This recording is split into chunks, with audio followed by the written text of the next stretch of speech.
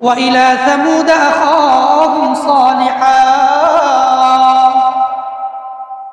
وإلى ثمود أخاهم صالحا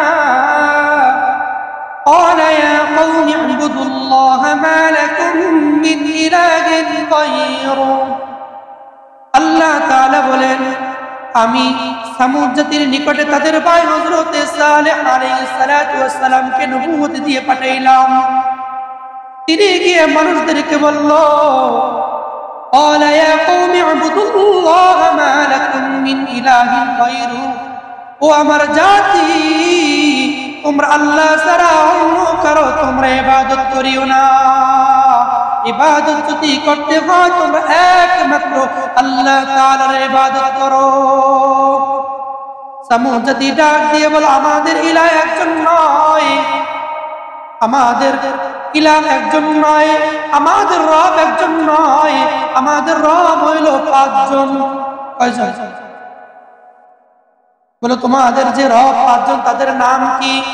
বলতেছে ওয়াদুন সুওয়াউন ইয়াগুত ইয়াউক নাসরুন, এই 5 জন হইল আমাদের রব, তারাই হইল আমাদের ইলাহ।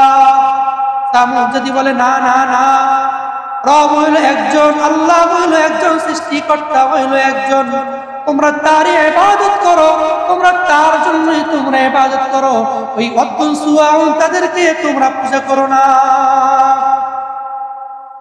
তারা ডাক দিয়ে বলে, ও সালেহ, আমরা পূর্বের থেকে আমরা এভাবে সিজদা করে আসতেছি, আমরা তাদের ইবাদত করে আসতেছি, তো চলো একটা চ্যালেঞ্জ গ্রহণ করো, তুমি চলো তোমাদের ভিতরে আমাদের ভিতরে একটা চ্যালেঞ্জ হয়ে যাও, চলো অমুক দিন যে মেলা হবে সেই মেলার দিকে চলো, সেই মেলায় যাওয়ার পরে আমরাও আমাদের ইলাহকে ডাকবো, যদি আমাদের ইলাহ যদি ডাকে সাড়া দেয় তাহলে বুঝবো আমাদের ইলাহ সত্য, আর যদি তোমার ইলাহ যদি ডাকে সাড়া দেয় তাহলে বুঝবো তোমার ইলাহ সত্য।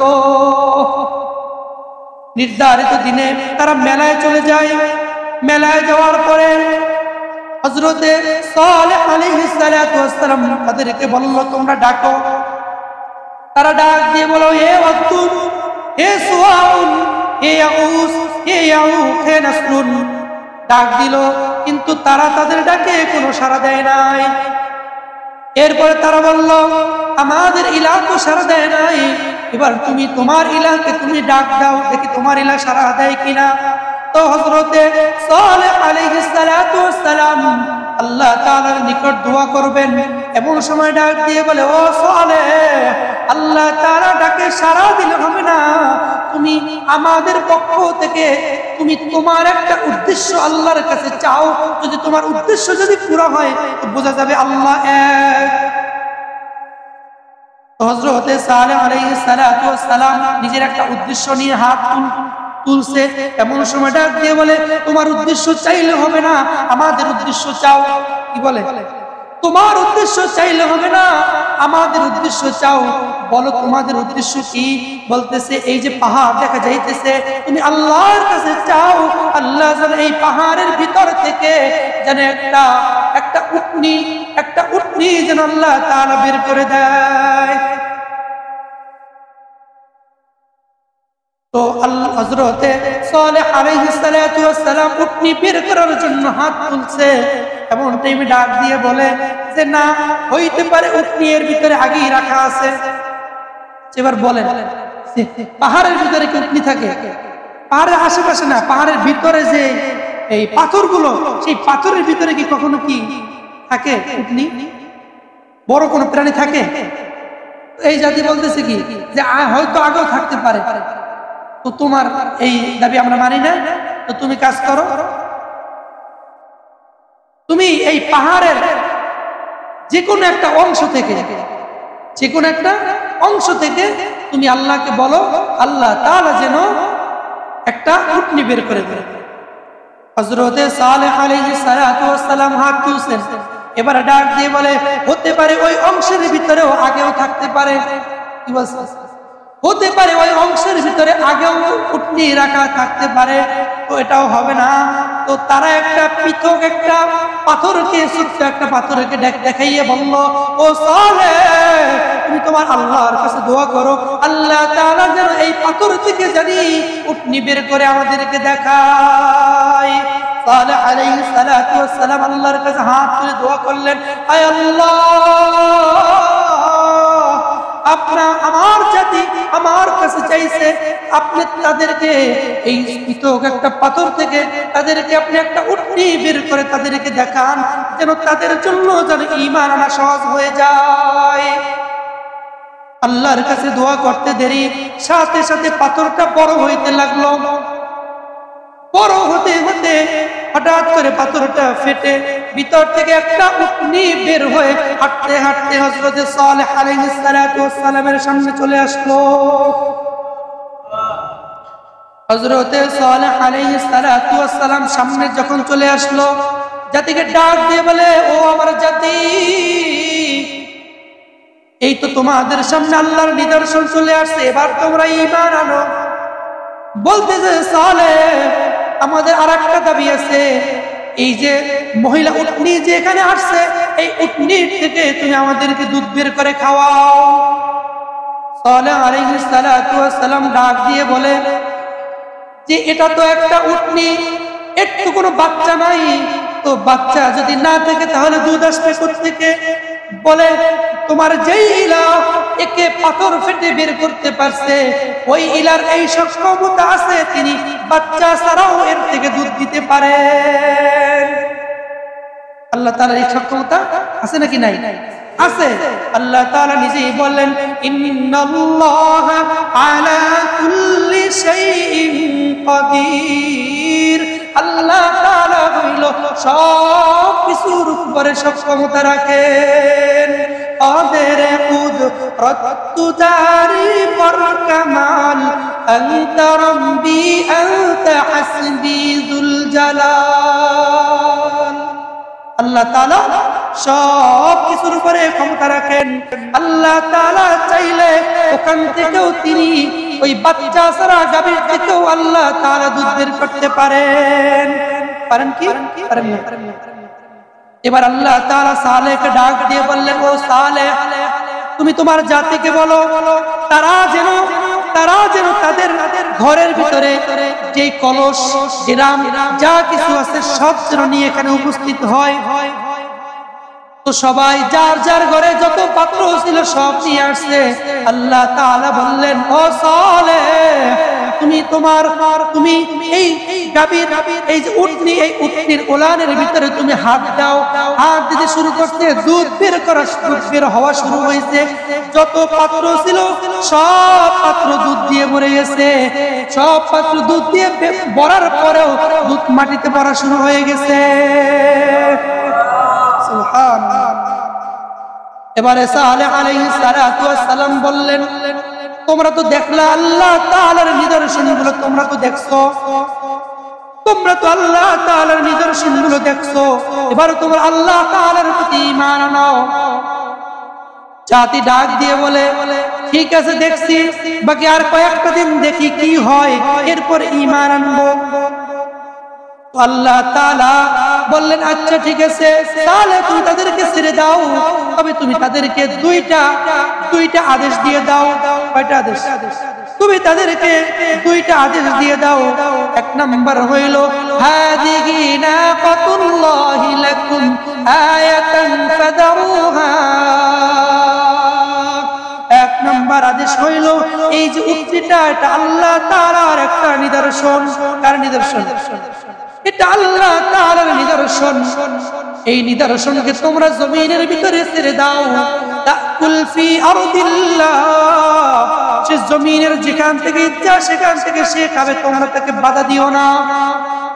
তার যেখান থেকে ইচ্ছা সে সেখান থেকেই খাবে, তোমরা তাকে বাধা দিও না।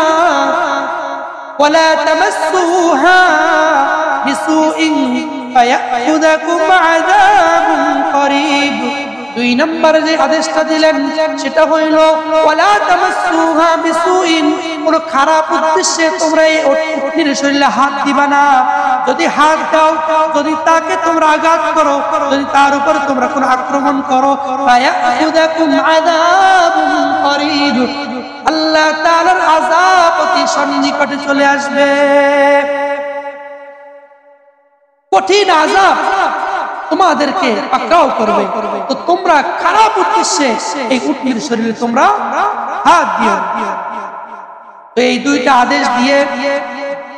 আদেশ দিলেন, জাতি চলে গেল। এরপরে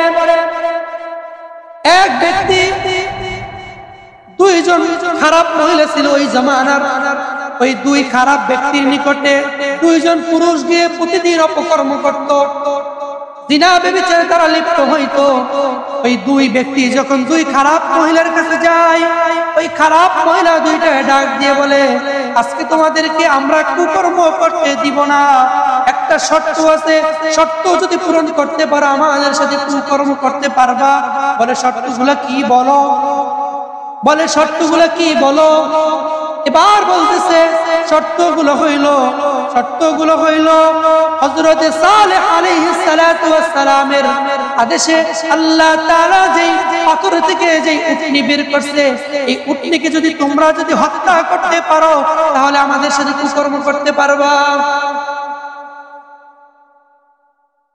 এবার ওই দুই ব্যক্তি চিন্তা করলো যে যদি আমরা এই উটনিকে হত্যা করি তাহলে আমরা অপকর্মে আর জিনা ব্যভিচারে লিপ্ত হতে পারবো, আর নাইলে তো তারা আমাদেরকে খারাপ কাজ করতে দিবে না। তো ওই দুই ব্যক্তি ঘর থেকে বের হয়ে পরামর্শ করলো কি করা যায়। তখন এই দুই ব্যক্তি খুঁজলো কোথায় ডাকাত দল পাওয়া যায়, যেই ডাকাত দলকে দিয়ে এদেরকে হত্যা করবে, এই উটনিটাকে হত্যা করবে।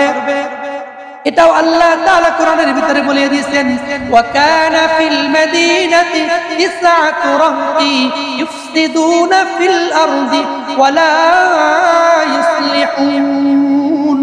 শহরের ভিতরে 9 জন ডাকাত ছিল, ডাকাত দল ছিল। এই 9 জন ডাকাত দল যারা তাদের কাজ ছিল সমাজের ভিতরে ফিতনা সৃষ্টি করা, চুরি করা, ডাকাতি করা, সমাজের ভিতরে মারামারি গন্ডগোল আর হানাহানি করা এদের কাজ ছিল। তো এই 9 জনকে তারা ঠিক করলো টাকার মাধ্যমে, গিয়ে বলল হযরতে সালেহ আলাইহিস সালাতু ওয়াস সালামের উটনি হত্যা করতে হবে, যদি তোমরা পারো তাহলে তোমাদেরকে আমরা টাকা দিব। তারা বলল অবশ্যই পারবো। তো তারা বলল ঠিক আছে, আমরা উটনিটাকে আমরা হত্যা করব। রাতের বেলা এই 9 ব্যক্তি গিয়ে হযরতে সালেহ আলাইহিস সালাতু ওয়াস সালামের এই উটনিটাকে তারা হত্যা করলো। নাউযুবিল্লাহ। উদাহরণ নামক এক ব্যক্তি প্রথম তার উপরে আঘাত করে, এরপরে বাকিরাও আঘাত করে, এই আঘাতে উটনিটা চলে যায়। সকালবেলা মানুষরা দেখলো উটনিটা হত্যা করা হয়েছে, টেনশনে পড়ে গেল কি হবে। আল্লাহ তাআলা তো বলেই দিয়েছেন যদি একে হত্যা করা হয় তাহলে আল্লাহর গজব, আল্লাহ তাআলার আযাব আমাদের প্রতি আসবে। এবারে সালেহ আলাইহিস সালাতু ওয়াস সালামের কাছে গিয়ে বলল যে আপনার যে উটনি সেই ওটাকে তো হত্যা করা হয়েছে। সালেহ আলাইহিস সালাতু ওয়াস সালাম বললেন কি বলো, যদি হত্যা করা হয়ে থাকে তাহলে আল্লাহ তাআলার আযাব চলে আসবে। আল্লাহ হযরতে সালেহ আলাইহিস সালাতু ওয়াস সালাম ডাক দিয়ে জাতিকে বললেন তোমরা কে কে হত্যা করছো তাড়াতাড়ি স্বীকার করো, আর যদি স্বীকার না করো আল্লাহ তাআলা আমাকে জানিয়ে দিবেন, আমি তোমাদেরকে উপযুক্ত শাস্তি দিব। তো ডাকাত দলের কেউই বলে না। লাস্টে চিন্তা করলো যে যদিও আল্লাহ তাআলা তো অবশ্যই বলে দিবেন, আল্লাহ তাআলার কাছ থেকে তো তারা হযরত সালেহ আলাইহিস সালাম জানতে পারবেন। তো কাজ করি, আজকের রাতে সালেহ আলাইহিস সালাতু ওয়াস সালামকে আমরা হত্যা করি। তারা চিন্তা করলো আমরা এখন হত্যা করতে হবে। রাতের বেলা এই 9 জন ব্যক্তি হযরতে সালেহ আলাইহিস সালাতু ওয়াস সালামকে হত্যা করার জন্য তার বাড়ির নিকটে যায়। বাড়ির নিকটে গিয়ে তার বাড়ির পিছনে একটা পাহাড় ছিল, সেই পাহাড়ের পিছনে তারা একটা গোল মিটিং বসে, সেখানে বসে তারা মিটিং করলো যে সালেহ আলাইহিস সালাতু ওয়াস সালাম যখন নামাজ পড়ার জন্য যখন ঘর থেকে বের হবে তখন আমরা তাকে আক্রমণ করে তাকে আমরা হত্যা করে ফেলবো। তাদের পরামর্শ অনুযায়ী রাতের বেলায় যখন তাহাজ্জুদ পড়ার জন্য যখন সালেহ আলাইহিস সালাম ঘুম থেকে উঠছে, ঘুম থেকে ওঠার পরে তাকে আক্রমণ করার জন্য যায়, তখন প্রথমবার আক্রমণ করতে যখন যায় পিছন থেকে তাদের উপরে কে যেন আক্রমণ করে। তারা বুঝতে পারতেছে না কে আক্রমণ করে। এবার তারা দেখে কাউকে দেখা যায় না, এবার দ্বিতীয়বার আবার আক্রমণের জন্য যায়, এবারও দেখে কাউকে দেখা যায় না, তৃতীয়বার আবার যখন আক্রমণের জন্য যায় তখন তাদেরকে উল্টো আক্রমণ করে তাদেরকে হত্যা করে ফেলা হয়।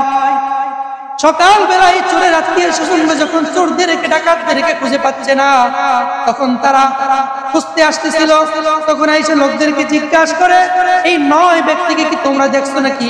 বলে রাতের বেলায় দেখছি তারা এই রোড দিয়ে ওদিকে যাইতেছে, সালেহের বাড়ির দিকে যাইতে গিয়ে দেখে পাহাড়ের পিছনে এই 9 ব্যক্তির লাশ। ডাক দিয়ে এবার ওই 9 ব্যক্তির পরিবারে গিয়ে সালেহকে বলে আমাদের ভাইদেরকে আমাদের সন্তানদেরকে কে হত্যা করলো? বলে আমি জানি না। বলে আমি জানি না কে হত্যা করছে। বলে তুমি যদি না জানো তোমাকে আমরা দেখে নিব, তোমার বাড়ির কাছে যেহেতু তোমার বাড়ির কাছে যেহেতু লাশ পাওয়া গেছে তার মানে তুমি এদেরকে হত্যা করছো, তোমাদেরকে দেখে নিব। তো আল্লাহ তাআলা যখন তারা যখন হুমকি দিল, আল্লাহ তাআলা সালেহকে জানায়া দিলেন যে তোমরা তাদেরকে জানায়া দাও তামাত্তাউ ফি দারিকুম সালাসাতা আইয়াম, তারা যেন 3 দিন অপেক্ষা করে, এই 3 দিন পরে তাদের উপরে আযাব আসবে। কি আসবে? 3 দিন পরে তাদের উপরে আযাব আসবে। তো আযাব আসার জন্য 3টা আলামত আছে। প্রথম দিন সমস্ত মানুষের চেহারাগুলো সাদা হয়ে যাবে, দ্বিতীয় দিন সমস্ত মানুষের চেহারাগুলো লাল হয়ে যাবে, তৃতীয় দিন সমস্ত মানুষদের চেহারাগুলো কালো হয়ে যাবে। এরপরে আল্লাহ তাআলার আযাব আসবে। ঠিক সালেহ আলাইহিস সালাতু ওয়াস সালাম এই কথা বলে দেওয়ার পরে সকালবেলা দেখা গেল সবার চেহারাগুলো সাদা হয়ে গেছে, দ্বিতীয় দিন দেখা গেল সবার চেহারা লাল হয়ে গেছে, তৃতীয় দিন দেখা গেল সবার চেহারা কালো হয়ে গেছে। মানুষগুলো টেনশনে পড়ে গেল, এই তো আযাব চলে আসবে, এই তো আযাব চলে আসবে। টেনশনে পড়ে গেছে। হঠাৎ করে তারা দেখে একটা মৃদু বাতাস তাদের শরীরে লাগতেছে, ঠান্ডা একটা বাতাস। সালেহ বলে অপেক্ষা করো, তোমাদের উপর আযাব আসতেছে। বলে না না, আযাব আসবে না, কি সুন্দর বাতাস আসতেছে, এত সুন্দর বাতাসের ভিতরে আযাব আসতে পারে না। কিছুক্ষণ পর দেখা গেল ওই বাতাসের ভিতর থেকে বৃষ্টি পড়া শুরু হয়েছে, পাথর বৃষ্টি। ওই পাথরের আঘাতে পুরো জাতি ধ্বংস হয়ে যায়, পুরো জাতি ধ্বংস হয়ে যায়।